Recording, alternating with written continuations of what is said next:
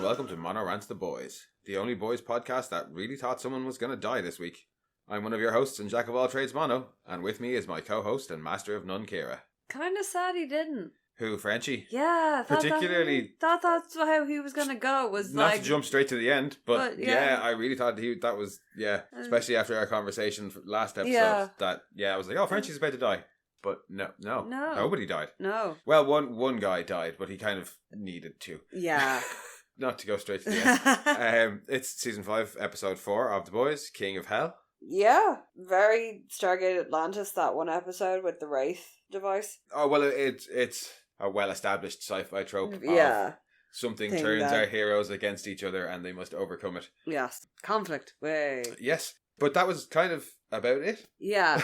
Like, they don't get V1. No, there was a lot of, I think it kind of needed to happen before the last big push. All this simmering. Because there was no big blow-up about them being stuck in the place for a year. Yeah. They kind of went straight from that to the virus to teenage kicks.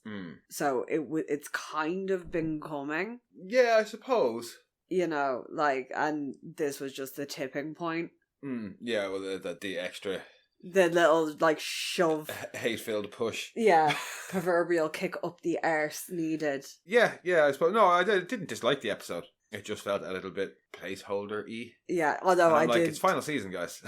Yeah, I think... You told us not to be precious and like, to expect lots of death, and I am.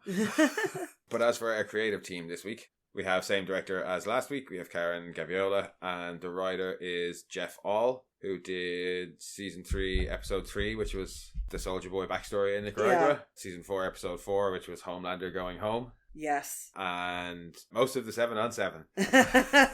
But yeah, you can see the Homelander goes home. Yeah, I can see the influence of both episodes. I'm actually surprised there wasn't a flashback in this, really, but we got it instead through Homelander's little... I've read your file. Yeah, I was also expecting a flashback. But I kind of enjoyed that more, the goading of, no, I've read your file, this is the real truth.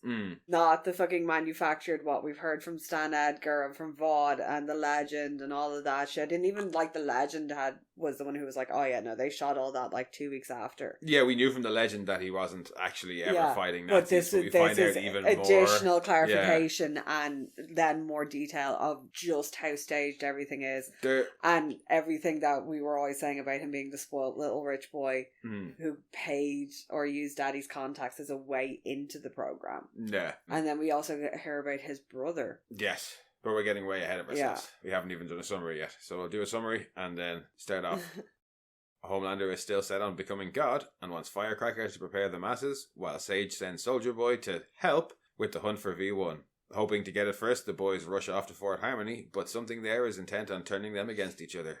And Annie goes looking for answers, but finds a shitty teenage brother instead. Oh yeah, what a dick.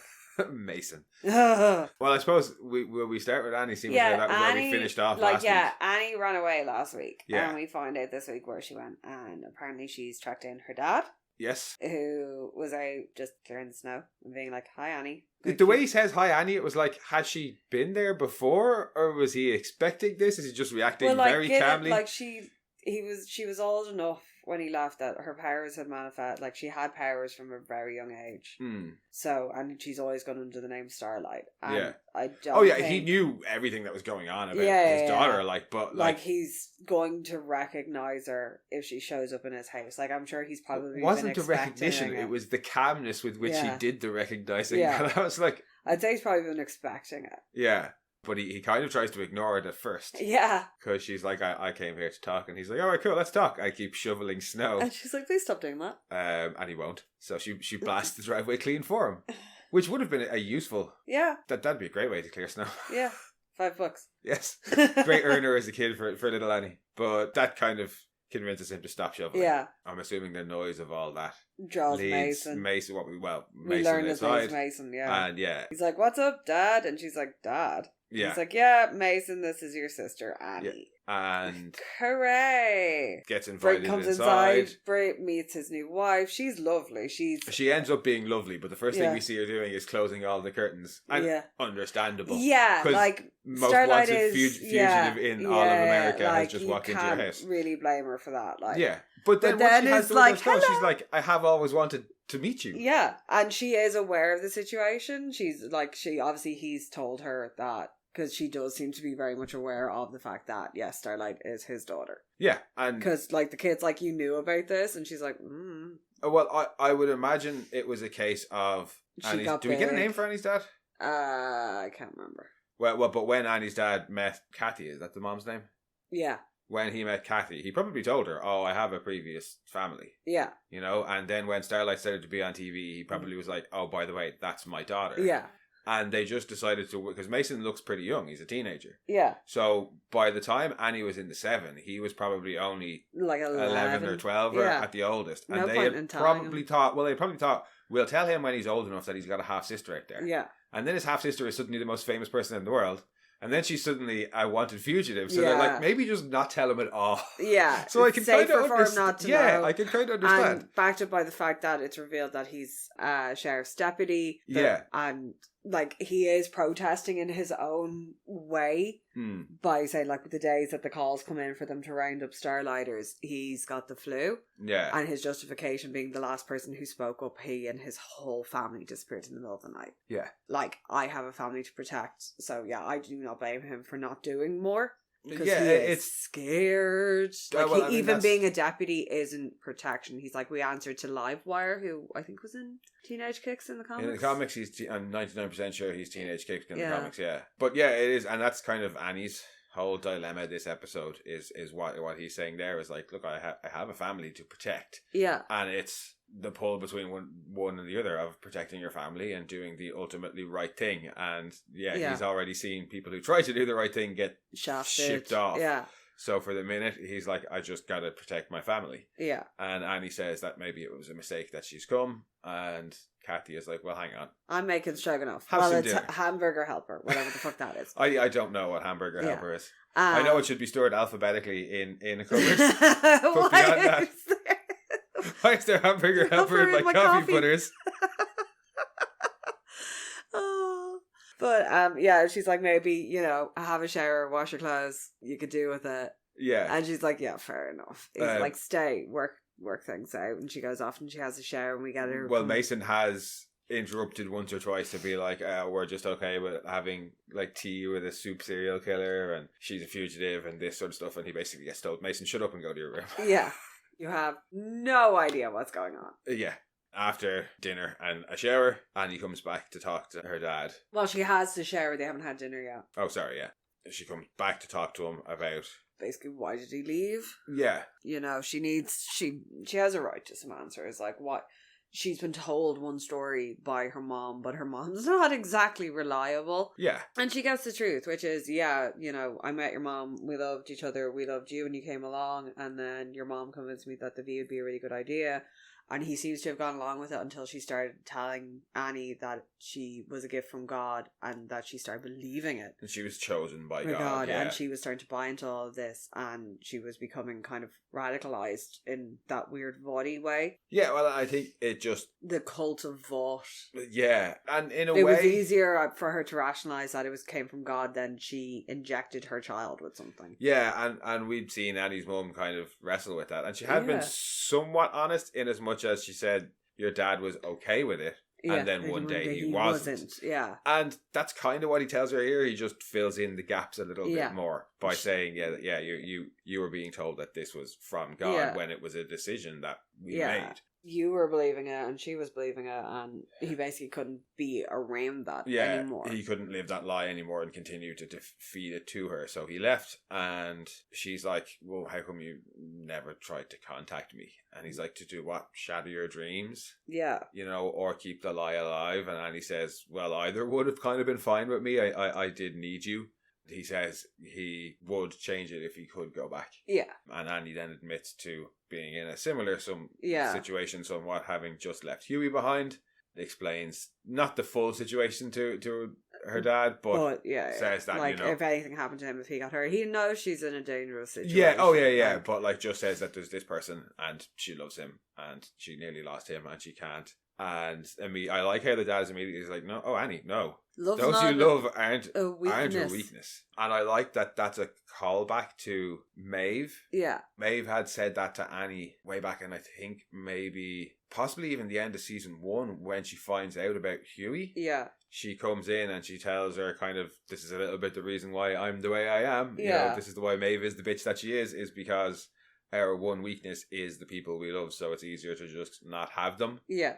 And that's kind of... Because if Homelander finds out about them. Yeah, and that was kind of a little bit what we saw with Annie in the last few episodes. Yeah, she's like, that's why her own justification to herself, why she left Huey in the camp is because he's safer there. Yeah, and why like, she left him last week. They're not actively hunting him if they know where he is, and at the time they had no reason to do anything with him but leave him in the camp. Yeah, and she was like, if he's with me, I have to protect him. And was viewing him as a weakness, effectively. Yeah. But yeah, I like how the dad is like, no, not a weakness, a strength.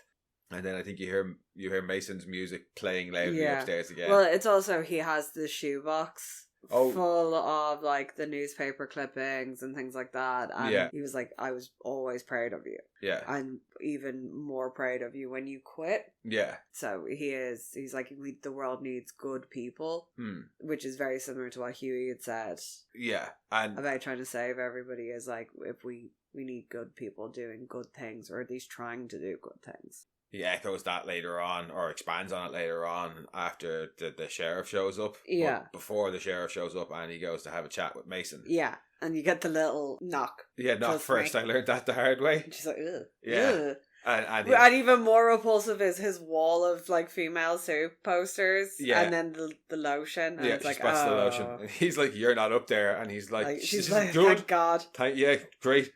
There's a tense back and forth. He's watching the podcast. Oh my God, which is going sideways. Where Nora is not agreeing with him, but we'll touch on that later on. But Annie manages to kind of coax it, like brush past the insults and find the common ground when she spots. I like that way. He's like, "What about?" She's like, "Oh, what they say about me isn't true," and he's like, "What? That you blew your way onto the 7, or that you killed." You traffic children, and she's like, "Oh, so I can't entice you into the back of my van." Yeah.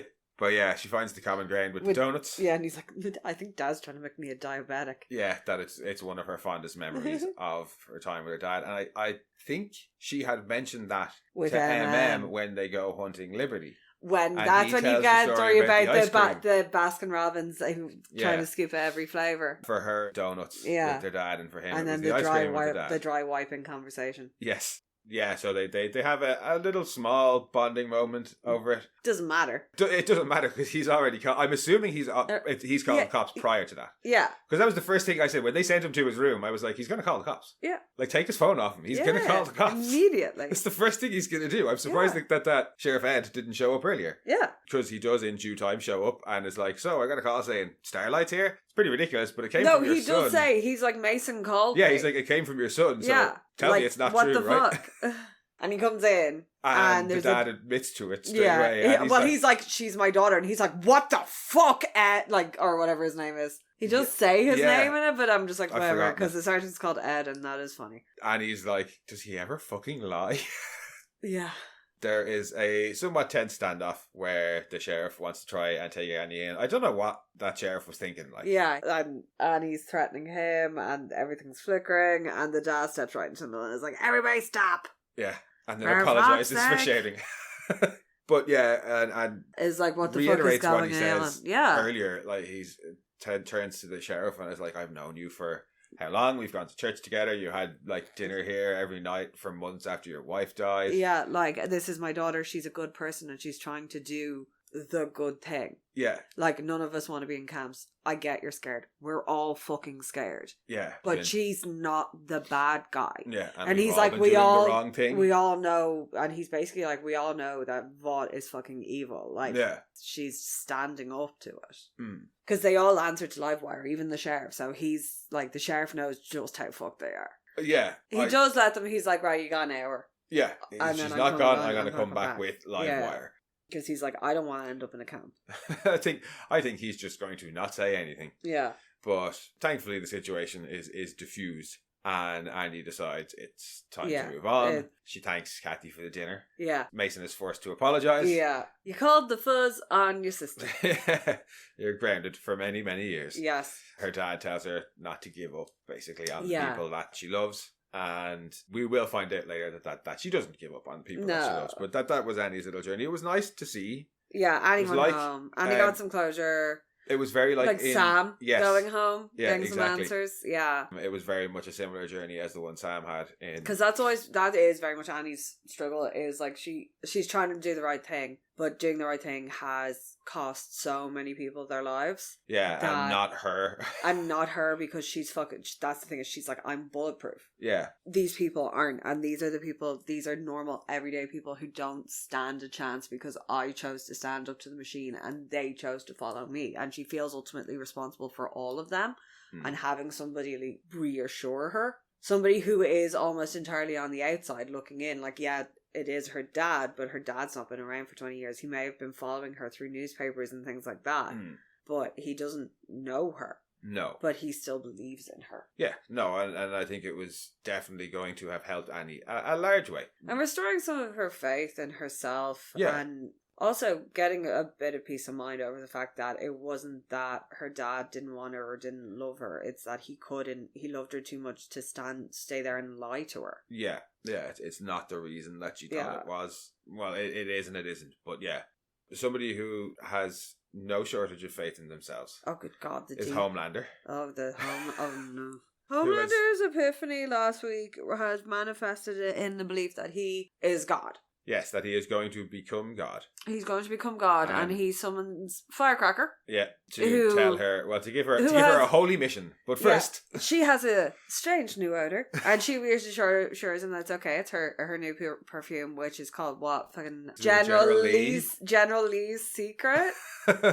I don't want to smell like musty old man and smacky s'mores. Well, peppermint smacky s'mores. Isn't that it? What if it's the car? The General Lee. Dukes of Hazzard car. Yeah. Is it peppermint smacky s'mores? Or s'more snaps? No, it's s'more schnapps. S'more schnapps. That they're all drinking in yeah. And they take the South again. And she's like, no, it's my new perfume. And he's like, no, that's my father. Yeah. She says that they were just prepping for the interview. And he's like, prepping. She's like, yeah, prepping.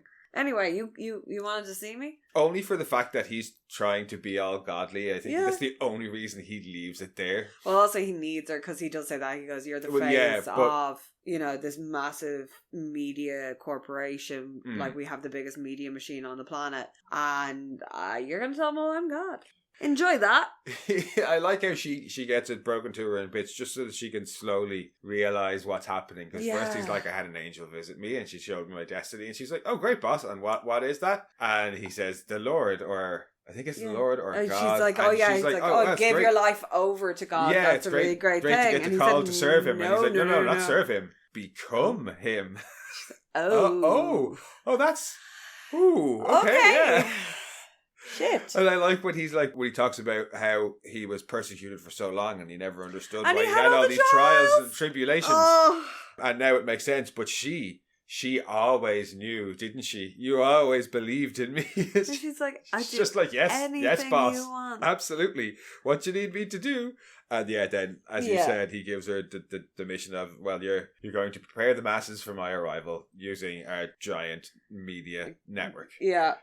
And she's like, hey. Well, she does the right thing. She goes to, immediately goes to the best kind of person for the job. Yeah, well, I think she probably knows not to go to Sage. Yeah. Who we meet next, actually. Yeah. But who she does go to is probably the best call, yeah. Because I'd imagine that's who brings in everybody else for that round table.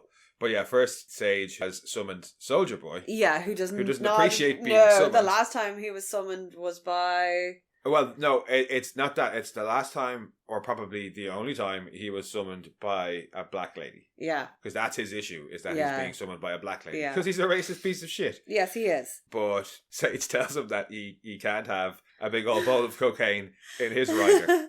That just like, won't fly. No, she's like, we can't have this on set in your dressing room. And he's like, but it's on my rider. And she's like, yeah, from 1985. Yeah, that won't fly anymore. A big, like, verbatim, a big old bowl of cocaine. He's like, well, fuck you. I'm important enough. Basically, I demand it. And she's Sage like, says, take it up on Homelander if you want. He's gone to Fort Harmony. Yeah, and he's like, what? You what now? Yeah. And Sage confirms that, yeah, isn't that where you were shot up with V1? He had a nice little chat with Yeah, he's got Stan Edgar. He had a chat with him, and he was very forthcoming. Yeah. And if there's gonna be V1 anywhere, it's gonna be there. So yeah, if you want to go have a chat with him, that's where he's gone. And he's like, is he gone yet? And she's like, no, I don't think so. But you're welcome to join him.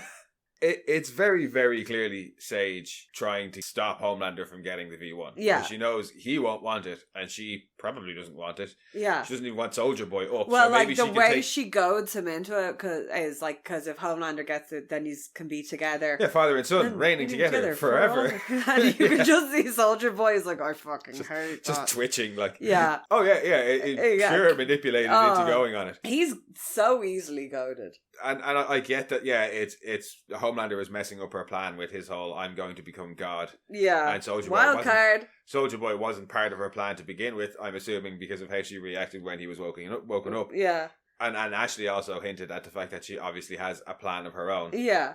When are we going to get any hints as to what that actual plan is?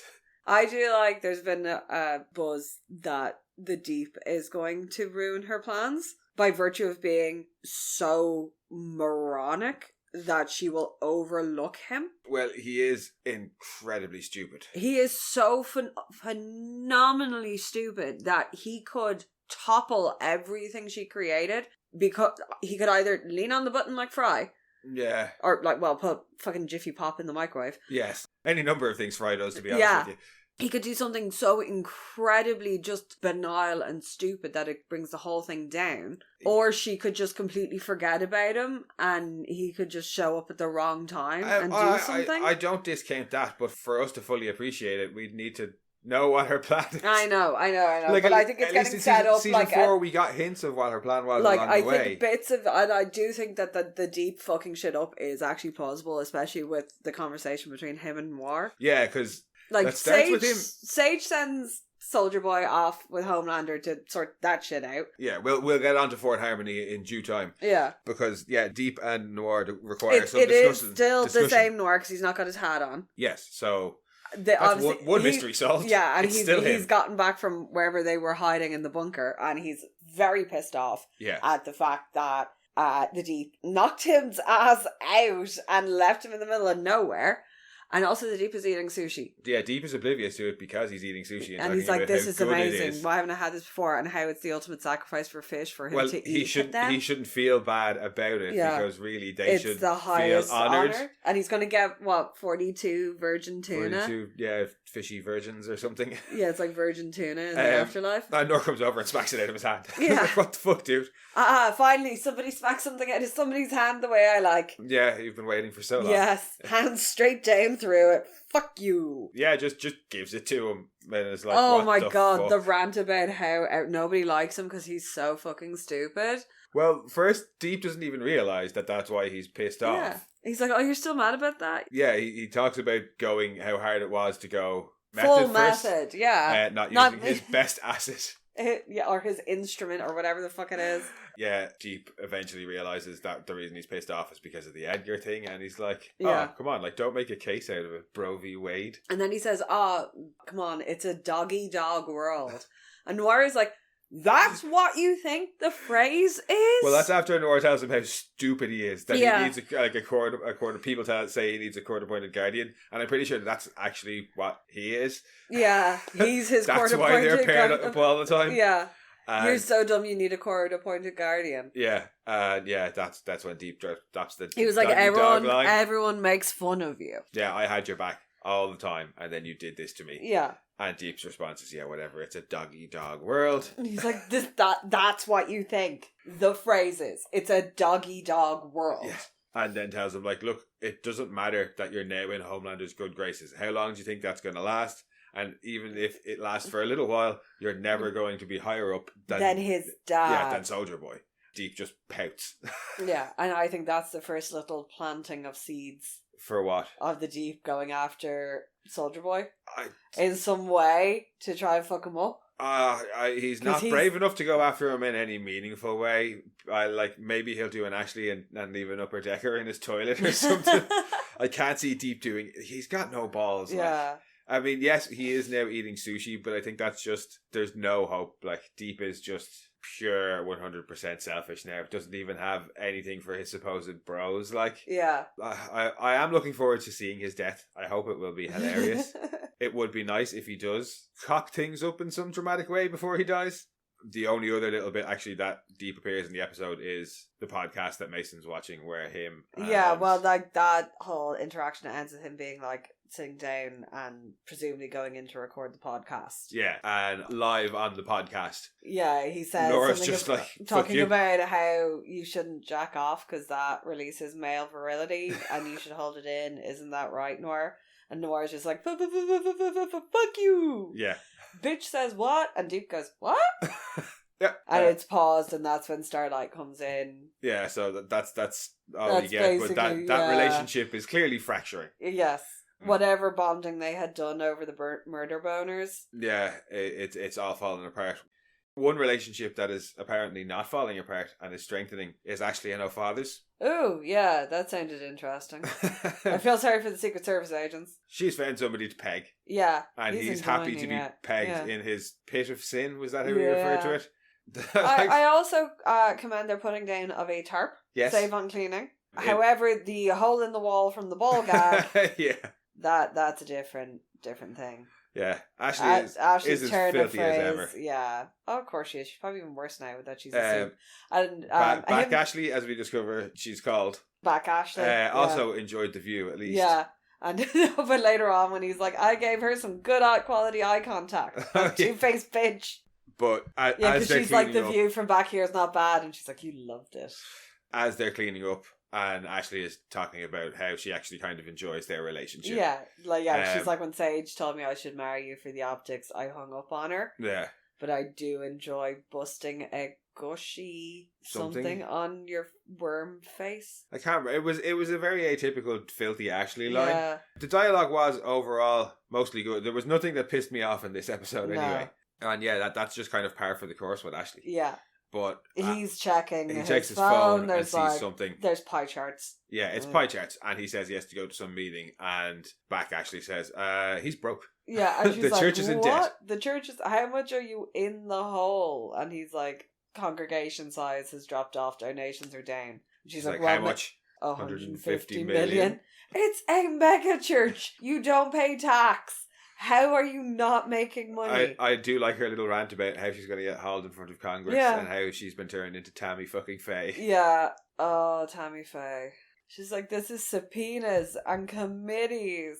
He's like, how are we going to get out of it? What are we going to do? At that point, then, Firecracker bursts in, saying she needs help, and then sees the array of sex toys before her. The accoutrement. And it's like, it smells like a shitty fart in a Waffle House in here. Yeah, wet shit in a Waffle House, I think is the line. But she has obviously come to recruit them for help with her dilemma of how do we make everybody think a Homelander is God?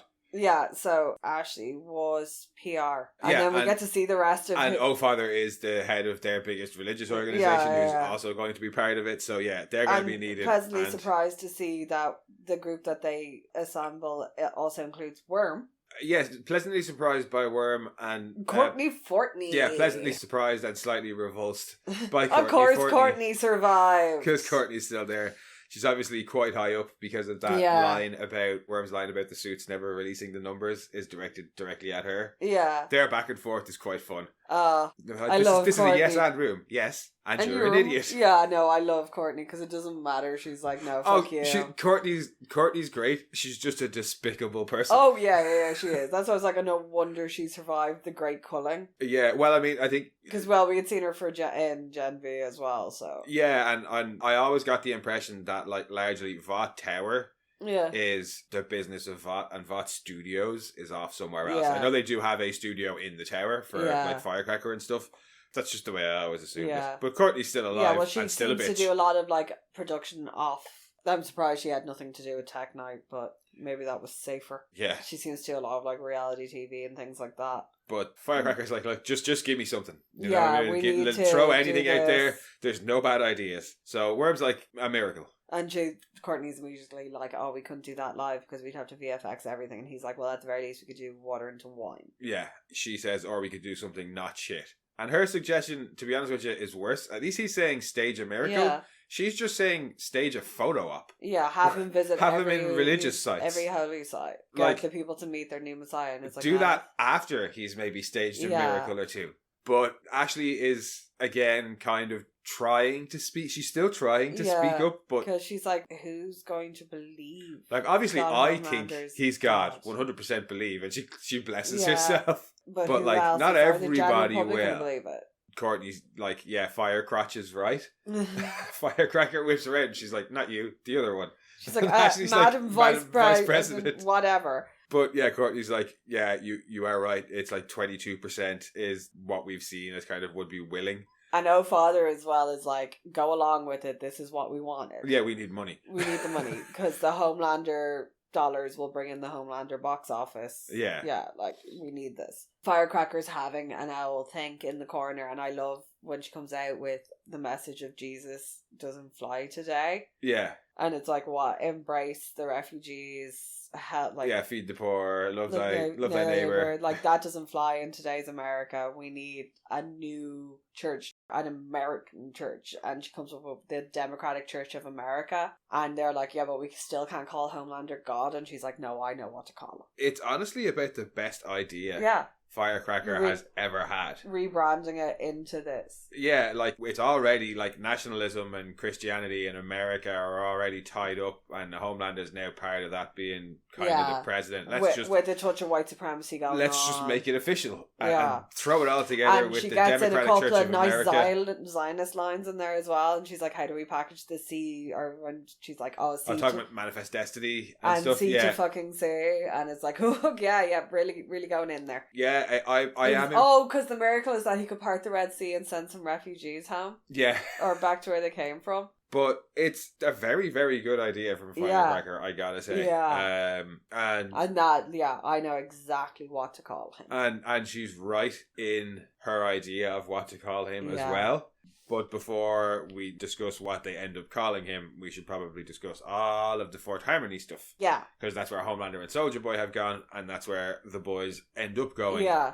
After... that's kind of everything aside from what happens in Fourth Harmony. Yeah. And before we get to Fourth Harmony, we find out something very important, which is that Ryan is relatively okay. Yeah, Butcher brought Ryan back to base. He wakes up, he sees terror. Luckily, he wasn't like licking his face. They have a little bit of a back and forth where Butcher's still like, it was your fault. Yeah, you shouldn't have done that. And Ryan's like, you don't give a shit about me. And Butcher's like, yeah, whatever, I'm going to go get your water. When he comes back, Ryan's gone. Well, he does manage to spoil Star Wars on him in the intervening chat, where he's trying to relate that he's like Luke going after Vader. Yeah. And spoils it to probably the only person on the planet who didn't know that spoiler.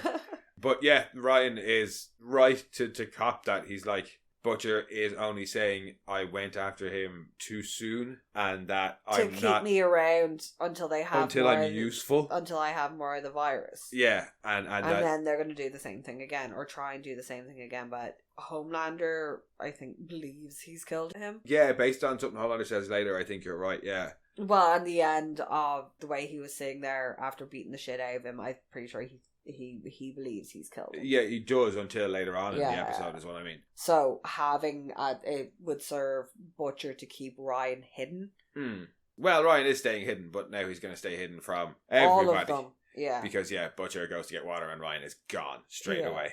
he heads into the room with everybody else, where has gotten himself all trimmed up. Yeah, he's wearing a salt and pepper shirt. But he's back, but he's still not quite back. Yeah. Frenchie seems a little bit upset that Kimiko's hugging Huey. Yeah. Well, wants to know why, and she's like, it doesn't matter. It doesn't matter, it's not important. And he's like manufacturing more virus, and Butch comes in and is like, how's it going? He's like, well, it's got to grow, it can take months. Yeah. Well, I think he says weeks, but still not. Butch is not happy with the answer. Yeah, and he's like, well, we can always go to Fort Harmony because we could sit around here and wait, and he could go and get it, and then he's immortal and we're fucked anyway. Or we could go get it and be able to save Kimiko and Annie and you if you give a shit. Yeah. I think then they mentioned something about where's Ryan or well, Butcher Ryan says, okay, fine, let's go. And Kimiko says, who'll stay with Ryan. And he's like, doesn't matter, he's fucked off. Yeah, he's fucked off. And Huey's like, gee, I wonder whose fault that is. And Butcher's like, well, I can tell Annie? You if you tell me where Annie's gone. Yeah, and it was like, ooh, touche, motherfucker. Yeah, he's hit him with the Uno Reverso straight away, like. But they do all head off to Fort Harmony to see what they can see. On the walk there, we get our first hint that something is wrong.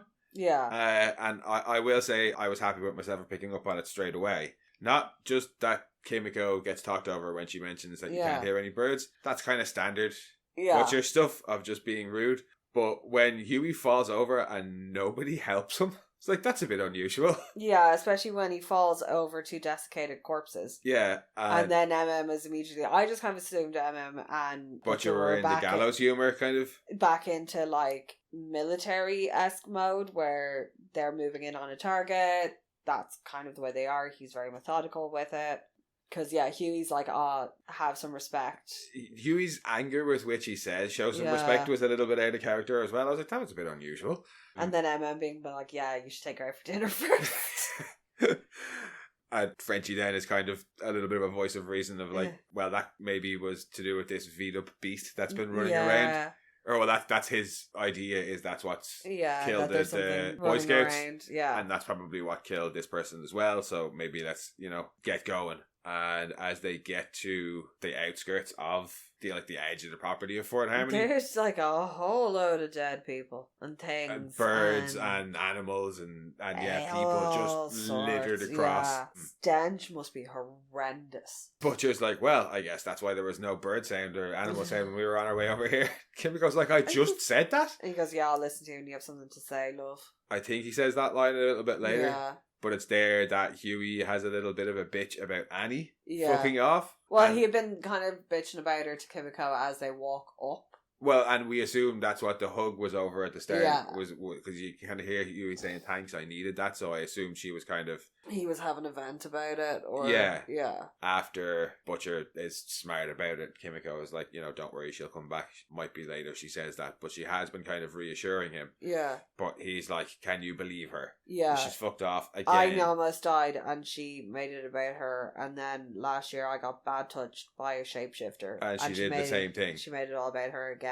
The fucking bitch. Which is partly true, but she had also been through a hell of a lot. Yeah. With the whole shapeshifter saga as well. Yeah. But even with that, I think that was where I was like, something's definitely up here. Yeah, Huey's not too mean. angry. Butcher should have noticed when Kimiko said that. Like, they're all being self-involved and they're all being a bit, like, aggro. Yeah. And it doesn't actually take long for us to figure out that's properly what's happening, because... As they move kind of into the building, they are all starting to kind of snipe at each other more. Yeah. It's when they find the blueprints. Yeah. Butcher grabs them. And it's like, blueprints. Yeah, and then Huey kind of has a little bit of a go at everyone. Yeah. They all kind of have a go back then at Huey. Yeah. Huey's... That's where Huey calls a pussy for following Butcher around. I thought you were just going, pussy. Did you hear that? You go on, have a go at him. Have a go. Yeah, go on, get him, He's like, who pushed Ryan away? And he's like, you're one to talk. You turned your dad into a zombie and then killed him. Yeah, there's some serious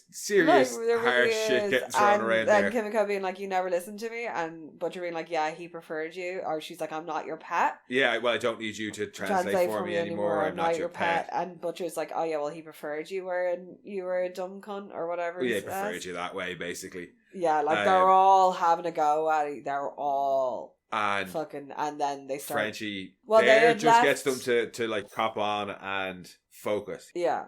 Well, isn't that where they find the safe that's been punched through? No, before they find the safe, they find the two hunters. Oh, yeah. And that's when Frenchie actually kind of figures out what's going on. Oh, down in the lab. They're down the stairs. Sorry, they use the blueprints because there's these down. weird, like, veiny type things. It's very Dead Spacey. Yes. All growing along the walls and shit. And that's kind of how, I think Frenchie's kind of following them. Yeah, they're like, well, the lab is this way. Because that's it. The blueprint has this whole, like, underground network of tunnels on it. And they're like, well, this is clearly where the labs were. And he's following the blueprint, but also, it's where all this, like, stuff is growing from. And they find the two hunters. Yeah. Frenchie figures out what's happening because one of them has a hunter's knife in his chest. Yeah. And it's like, oh, hang on, they killed each other. Yeah. Wait a second.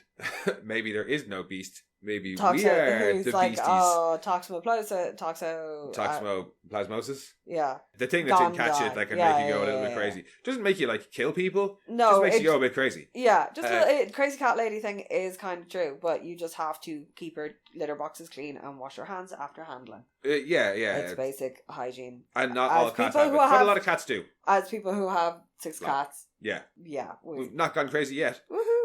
It just makes you more susceptible to doing whatever the cats want as well. So is it really that much of a bad thing? Not for the cats anyway. No. I like when Frenchie's explaining what's going on to them and Huey's like, oh, just like The Last of Us. And he's like, no, that's just The Walking Dead with mushrooms. Yeah.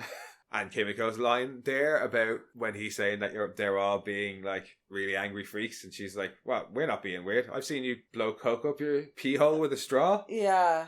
That's the Greyhound Shuffle. Yeah. But yeah. While this is going on, while our Butcher notices out the window that Homelander and Soldier Boy are approaching. Yes, that's right, because they've also been trekking through the forest because they could have flown there, but Soldier Boy don't get carried, and it reminded me of that brilliant bit in the very first comic when they're trying to save the plane. Yeah. And they're just holding Noir. Oh yeah, the members of the 7 that can fly are just being like carried along by the other ones, and Noir gets like splatted onto the plane. Isn't that it? No, that's what happens to Deep. Gets splatted onto the front of the plane and drops Noir. Yeah, and Noir's supposed to fly the whole way. Yeah, he was the one who was supposed to fly the plane, and that's just the beginning of where it all goes wrong. Yeah, that's when they crash into the Brooklyn Bridge. But worth pointing out though, because we're not covering it that way. But the scene where they're trying to figure out how to sell Homelander as God comes directly before Homelander and Soldier Boy wandering through the woods. And it's when they're like, I don't know. The line is like, how do we sell Homelander as God? They won't accept him as God. Firecracker is like, I know exactly what to call him. And then it cuts to him pulling his cape out his twig. Oh. Soldier Boy tells him Orson Welles wore a cape to cover his fat ass. He's not wrong. And then says, no, you're not. He's like, yeah, well, we could have been there already. And he's like, you're not carrying me. Homelander wants to know why he's even there. And Soldier Boy lies and says it's because he changed his mind after Firecracker says that he looked up to him. Yeah. And he's like, I never said that. I don't do that. He asks then about Stormfront. Yeah. He says, "Hey, when you were told about Clara Vaught, you looked like you knew. You looked like you recognized her. Did you know her?" And he's like, "Yeah, I fucked her once or twice." And Homelander's like, "Oh, well then, maybe we have a bit more in common than you think." Yeah, so did I. Well, he doesn't say it there, but Soldier Boy's like, "Oh, like you knew her? Like, where is she?" And he says, like, "Oh, she died by suicide." Soldier Boy's like, "Nah, bullshit. She'd never do that." And then it's like, "Did you see the body?" Which I'm like, are they going to bring her back? Yeah, because I did for a brief second wonder if it was just her, like, chowing down on people or just crazed and hiding out there. Yeah, and when Frenchie finds the thing later on and we don't see what the thing is, I was like, ooh, is it going to have been Stormfront? Because you only ever see the body bag being wheeled out. You don't see who's in the body bag. Yeah, they could have just wanted to get her away from Homelander entirely. Yeah. And just get past the whole Stormfront is a Nazi thing, so what better way than having her dead to the public? If it is, they're playing a long game with it, but it's just the fact that he's all like, did you see a... No, but the fact that he's like, did you see a body? Yeah. Because he obviously doesn't believe it. They make their way to Fort Harmony and are spotted by Butcher and the guys, who are at this point fully in the grips of whatever is taking control of them. Basically Frenchie is having a hard ass time just keeping them on track, and he is basically being like, I know you want to fight each other, but look, big bad. Yeah. We fight him. But then when Big Bad shows up, Butcher and MM are like, let's go take them on right now, this very second. Yeah, let's go get him, brother. And he's Poor like, Frenchie's like, that's no. not. No, you will die, then we will die, then Homelander will get the V1, and then everyone will die. Like, no, we have to find it first. And he just about manages to convince them. Yeah. And then they go further down into the underground tunnels. But Frenchie sprays them all with the deer pea first. Yeah, and Butcher's like, you come near with that, I'll fucking shove it up your arse. But I like that they did at least address the fact that Homelander can smell everything. Especially given it was one of the first things at the start of the episode, because he can smell Soldier Boy on Firecracker. He's going to be able to smell them when he gets there, you would think. Although there's an awful lot of decomposing flesh around the place, so maybe not. But yeah, deer pea, not a bad idea. But MM is not relying on it and puts a little sensor in the stairwell. Like, nah, fuck that. I'm going to do this. Yeah. They go down into the lab. They're searching around. Kimiko's like, this is fucking useless. But then they do find... They find a safe that's been punched through. Yeah.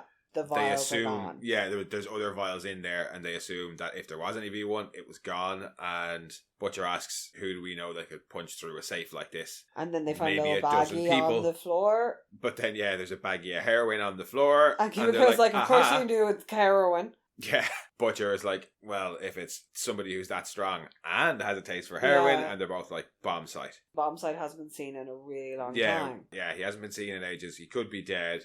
He was on Soldier Boy's original team. Yeah. And he was like, if he's already got V1, what would he want with more? It, yeah. Which is a valid question. Yeah. Because while they were doing all this, we're getting some of the backstory from Soldier Boy's perspective of the facility. Yeah, because as they're walking through, he's saying he hasn't been there since he first came back from killing Nazis to get the V. Yeah. And Homelander's just like, oh yeah, I forgot how tough you were. But doesn't say anything initially there. No. He continues boasting and says about, that's what I did. I became a hero, and then I used it to do all the fucking, Yeah. And, what are you, Mr. No Fucks? Yeah. And Homelander's like, hey, look, I fuck plenty, okay? My dick is always wet. Yeah. Sopping wet. Yeah, and says that it was sopping wet when he pulled it out of Stormfront and slapped it on her chin. Or wiped it on her chin. He looks a little bit upset at having said that. It's like, oh, I shouldn't have said that about Stormfront. Yeah. Oh. But it's confirmation to Soldier Boy that they had fucked, because he hadn't said it earlier. Yeah. As they're having this conversation, they trip the sensor. Yeah. And then continue on down the hallway. And Homelander then drops those truth bombs we were talking about earlier. He begged his dad to get on the program. We knew he never fought any Nazis, but he begged his dad to get on the program because his brother had gotten some honor, and he couldn't stand his brother getting all the accolades. Basking in the glory. So like father, like son. Yes, basically. Yeah. So yeah, he made sure that he could get on it, but even when he was on the program, he was so scared they had to strap him down to the table. And he wet himself. Soldier Boy is quiet the whole time that he's going through any of this. He leads him into this room, and then he does a quick out switcheroo. Yeah. And it's like, oh look, it's a big door. Yeah, closes the big door. Not and the same big door. Homelander's like, what do you think you're going to achieve? I'll bust out of this in a second. And he's like, maybe you will. Maybe you won't. And he flicks a switch. No, it's a big lever that pulls up the lead paneling. Yeah. Because it's enriched uranium. I like the way he goes in, kill a regular, Joe. For you, it's as bad as a stomach flu, but try breaking out of a soup-proof cell when you're bleeding out your ass. Yeah. Enjoy. Homelander's like, but I'm going to go find all the rest of the V1 and destroy it. Homelander's like, but why? He's like, you severely underestimate how much I dislike you. Yeah, you still don't get it. I can't stand you. Not even I dislike you, it's I can't stand you. Yeah. But having tripped the sensor a minute or two prior, the gang realised that Homelander and Soldier Boy are even closer. Yeah. There's a bit of a panic as to whether or not they should run or keep searching for it. And is it blurts out that they have to make sure they get it so that they can... Oh no. If there's any... If it's gone, Bombsight already has it. They can't torch it. Yeah. And Huey's like, what the fuck? You're going to torch it? This was Butcher's plan all along, wasn't it? Another big old fight breaks out. Yeah. With poor Frenchie in the middle trying to calm things down, but it just keeps escalating and escalating where obviously Huey is upset because the plan, well, as far as he was concerned... the V1 to save Annie and Kimiko. Yeah. That was the plan. Yeah, is saying, look, it's kind of endgame now, and if Homelander has to die so that I can save my little girl, and Kimiko, I don't think he says Kimiko, I think he says, and she is collateral damage, like, so be it. Yeah, it's pretty fucking brutal. Yeah, Huey turns around to Butcher and says, I'm not going to let you. And Butcher's like, what are you going to do? Huey says, I'll fucking kill you.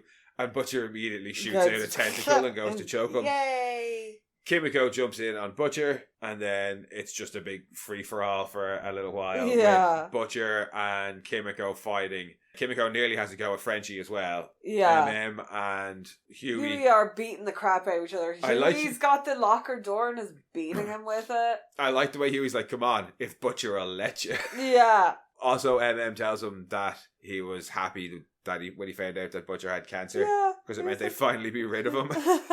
Oh, everyone turning on Butcher is kind of hilarious. Everyone turns on everybody. Yeah, but they all do gang up on Butcher a little bit. And the whole time Frenchie's just like, they're going to hear us. Please fucking stop. Yeah, poor Frenchie's in the middle. And because they're like, because they do touch on the fact that Frenchie is possibly immune because he's done so many drugs. Yeah. That his brain doesn't work right anymore. Yeah. And Kimiko's like, of course it would. Yeah, well, I mean, we were all thinking the same thing, in fairness. Yeah. So he's like in the middle being like, they're going to fucking hear you. Also, how they don't hear them? Because they're like lamping, well, they're busy doing their whole uranium enrichment, Yeah. Dealy.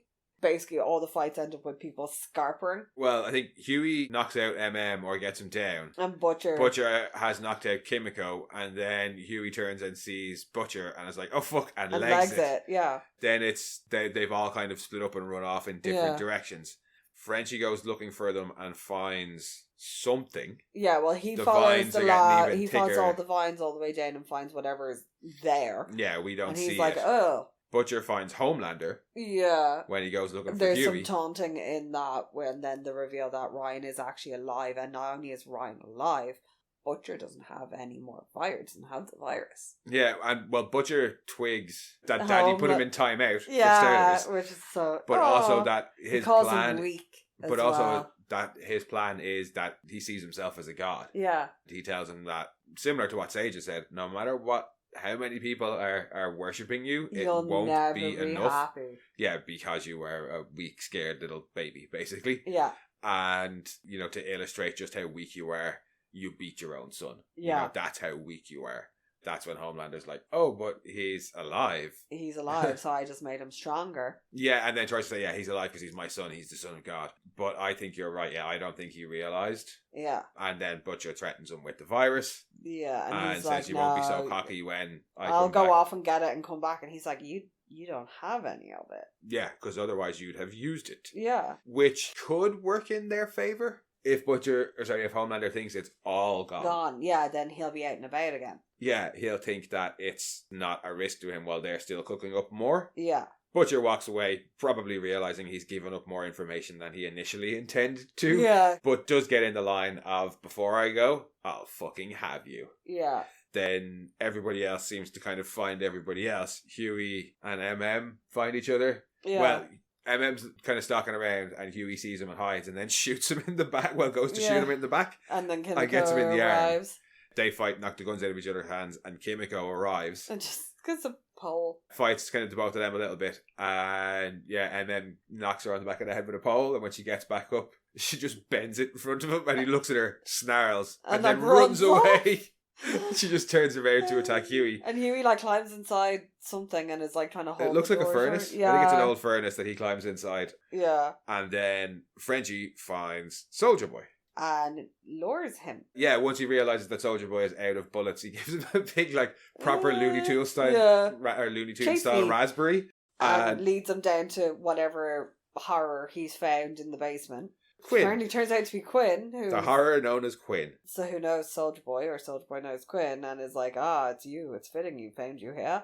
And basically Quinn has evolved into some hate-filled thing that is affecting plant thing? Everything. Yeah. It's not very clear what he is, but he doesn't hang around too long, so... Yeah, but Soldier Boy is good. I want you to be like this. This is fitting. I got everything. Me. I won. So obviously this is somebody he... Based on how Soldier Boy reacts and the way he's all like, oh, you thought I was a spoiled little rich entitled person. Yeah, but look laughed at me for never seeing combat, but look at me now. And meanwhile, look at you. Yeah. Frenchie's like, put him out of his misery. And he's like, what? No, leave him in his misery. Like, this is great. I love this. This is fantastic. And then comes the moment where we thought Frenchie was actually going to die. Yeah, because Frenchie then goads Soldier Boy. He's like, I know why he doesn't like you. He sees you for what you are. Yeah. And he sees you for the weak and pathetic person that like he fought and actually served, and then had this happen to him. You didn't. You were a coward, and weak, what you got. And you got all this power. How is that fair? It should be you up on the wall. Yeah. You're a coward. And he's like, fuck yeah. Yeah, he really, really freaks out, and the chest powers up. Chest blasts up. And Frenchie runs out of the way. Yeah, we thought Frenchie was dead. And, like, okay, fair enough, Frenchie tries to escape, because you would try to escape. But considering we've seen that blast blow up like a house, a quarter of a city block kind of thing. But Frenchie could just run and hide around the corner from a wall. But that aside, I also thought they were setting up that he was like, I gotta die here to save everybody else. Yeah. From I was I don't have time to escape. When it was like, oh, Frenchie's the only one that's lucid, I was like, oh, is he gonna go out saving all of them from themselves? Yeah. Especially when Homelander and Soldier Boy are on the way. Is he going to go out trying to stop all of this? Yeah, that's really, really where I thought it was going as well, given everything we said last week as well, with them wanting different things, and that comes back later on again. So yeah, I kind of thought Frenchie was going to go there, and he didn't. Yeah. No, it wasn't like last week where we thought Ryan might have been dead, or where we thought Huey might have been dead. They didn't set it up like anybody was supposed to think he was dead, because we saw him running away. Yeah. But yeah, I really thought he was going to die there too. Yeah. But he doesn't. Just not even in the direct blast, just in the explosion that is created, like we've seen it. Yeah. And yeah, as soon as it goes off, everyone stops fighting, and they're like all looking at each other, and they're like, oh shit. Yeah, Huey and Kimiko both apologise. has a very regretful, sheepish look on his face, and we don't see them leave, but presumably they do. Yeah, well, we do see them in the van. Before the van, the five of them sat in the van is hilarious. It is. Before that, we see Homelander Soldier Boy bust out. And find Soldier Boy, who had, after we kind of cut back and see the end result of Quinn being blasted, Soldier Boy's like on the ground, and he just says, "Fuck, I'm sorry." And like, now he's sitting in the chair sobbing. Crying. And when Homelander comes in ready to kill him, he's like, "Were you crying?" He's like, "Were you crying?" And he says, "Just do it, or just do it already." Me already, yeah. So yeah, he's like, basically, it's like, just kill me. So you were like, "Oh fuck, was that his brother?" Yeah, was your Quinn thought his brother? Yeah, is this what happened? And because they were like, if they went genetics route, and they were like, oh, well, it worked on you, we'll get your brother. Your brother's also a decorated soldier, so this would be really cool to have him as a stable soup. Yeah, and one who actually has what happened to him. One who actually has combat experience. Given what Soldier Boy told us about his dad, I wouldn't be surprised if his dad was the type to like pit the brothers against each other. Yeah. And Quinn was equally resentful of, if he is his brother, that he was equally resentful of Soldier Boy and would have called him things like spoiled and entitled. Yeah. And made fun of him for not being. Yeah. Because obviously he's as rich as his brother is, but he also went off and fought, so that's why he views his brother as spoiled, entitled, and not worthy. Yeah. But that's the thing he's always said, is he did it. His dad always said he cheated. Yeah. And it would certainly explain Soldier Your brother got a medal without needing fucking Jesus Christ. Were they all raised by John Winchester? Well, that's what I was going to say. We still don't know who Jared Padalecki is going to be. I think he's Marathon Man. Yeah, but if he wasn't, it would be funny if he was Quinn in a flashback, and they just brought Jeffrey Dean Morgan back. I know he played Kessler, but just bring him back to be the dad. The dad again. No, fucking Mark Shepherd is their dad. But yeah, so Soldier Boy is is ready to die. Oh yeah. So like, what the hell? He is definitely very upset at having to kill Quinn. Yeah. So yeah, I think you very well could be right, and that it might well have been his brother. But back with the boys in the van on the ride home, what is very, very tense. Very awkward. The tension is cut, at least for the audience, by Butcher knocking on the radio. just trumpets, a little bit of Monica. I know why they ended the episode where they did. But that would have been a funny ending. Yeah, because... Oh, sorry, no, you're right. Mambo number 5 does come first, and then it's Homelander getting out and finding Soldier Boy. But yeah, I was like, is that where they're going to end the episode? Yeah. Like, I get why they ended it on the reveal that they did, but I really thought that was a great place to end the episode. With just the radio. But no, it's not quite the end, because Soldier Boy breaks out, Homelander breaks out, confronts Soldier Boy, and then doesn't kill him and just walks away, leaving him in his sorrows. And back at the we get base, the boys' base. Oh, yeah. The kind of everybody apologising to everybody sort of thing, except for... Kind of. Frenchie and Kimiko break up. Yeah. Well, like, no, because that's the thing is she got so enraged she forgot how to talk. Yeah. And she's like, realised that in order to regain her voice, she had to let go of a lot of the chaos, and you like the chaos. Basically tells Frenchie he thrives in the chaos, and that's fine, but she can't be part of it anymore. It's not good for her. It's not for her, and he's like, so where does that leave us? And she's like, well, presumably not a couple anymore, especially after last week. We talked about it a bit already, but like, pick a lane. Yeah. I genuinely don't care about their relationship anymore, but pick a lane. Yeah. Are they together or are they not? In fairness, they're all going to be dead by the end of the series. Yeah, so well... care less at this point. They're making us not care. Yeah. And this oh my god, you're Ross and Rachel. I've never been a fan of on-again, off-again relationships in TV. Yeah. But everything up until, like... Seasons 1 through 4 I was fine with, but what are they doing now? Are they together? Are they not together? Just, nah. Yeah. One relationship that's fairly certain to stay together, however, is Annie and Huey. Yeah. Because she comes back. Yeah, as he's tending to his wounds, you hear a big boom outside. Yeah. Annie comes running in and gives him a big hug and apologises for leaving. And says she should have been there, and Huey's response is great. No, today was a really good day to not be here. I'm really glad you weren't there. It was a good day to miss. Yeah. And because Annie being there would not have helped that situation at all. Yeah. But I think Huey just means it more from a personal point of view. Yeah, things would have been sad. Yeah, definitely didn't want to have you to hear any of that shit. Yeah. But they have a big old hug. Then MM and Butcher have a little chat as well. Butcher sitting there watching the Soldier Boy Russian experimentation videos just to see if they can learn anything. MM comes in, sits down beside him, and Butcher tries to be like, hey, so all that stuff we said. MM's like, stop. If you say it was a lie, don't apologise, because I meant every single word. Yeah. And Butcher's like, does that mean we have a problem? And MM just laughs and is like, nah, we're cool. Yeah. We're cool. I want old MM back. Yeah. I want MM who's not ready to just follow Butcher willingly.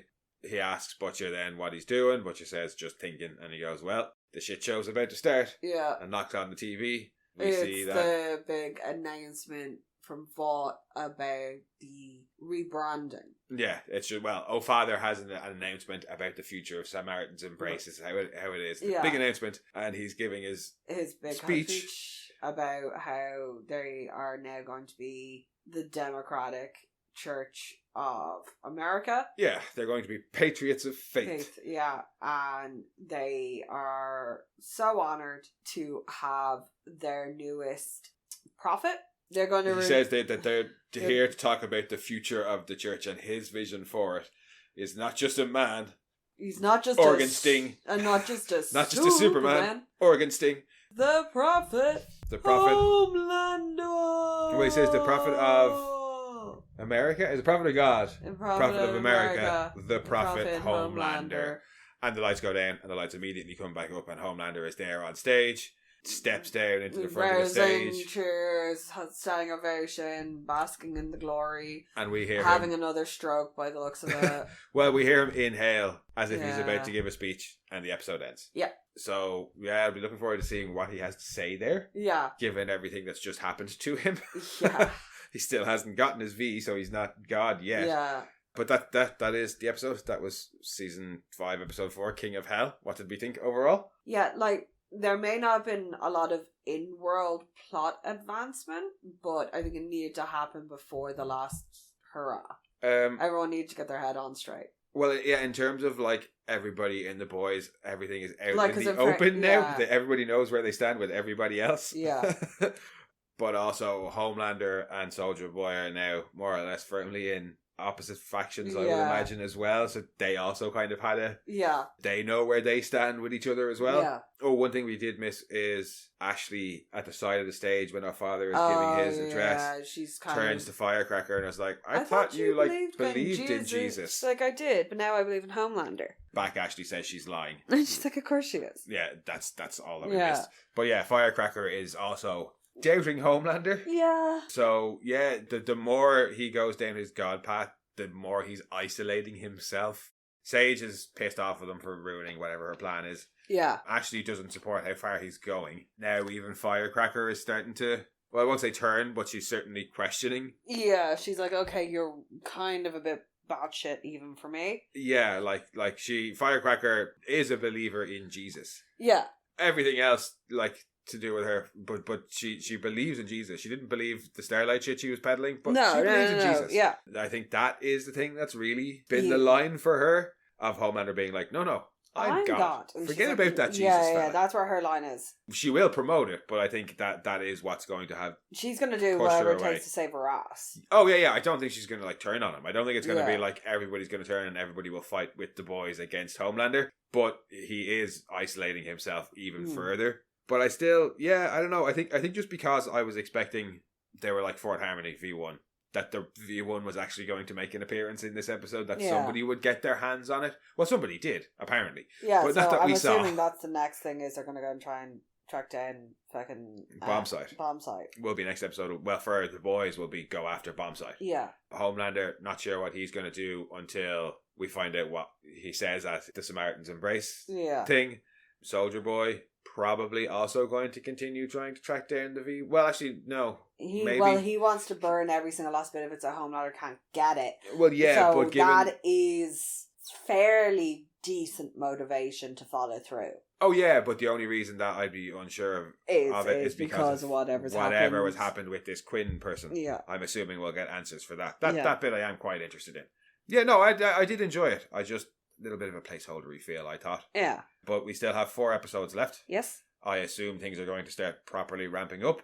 I feel bad for saying it, but give us a death on the hero side now. Yeah. You promised us big... Yeah, because if they all things go out in the same episode, it's not going to have the same impact. Yeah. It feels like at least 1 or 2 should either be seriously maimed. I feel like... Okay, we did lose incapacitated. Yeah, we did lose A-Train. A-Train only came over to our side. Yeah. It's easy to kill off a former villain. But yes, we will see how it goes. We're not just being bloodthirsty, I feel. But that covers it for the episode, yes? Yes, it does. As ever, guys, thank you for joining us. We will be back next week with whatever episode 5 is called. But in the meantime, if you want, you can head back and listen to our previous episodes or our other podcasts, Mono Rants at the Movies, or Death Rants and Metalocalypse podcast. Or you can come and chat with us on Twitter at RantsMono, on Instagram at monorants_that_boys, on BlueSky at monorants, or send your own rants to monorantspodcast@gmail.com. And we'll catch you all next week. Slán. Bye.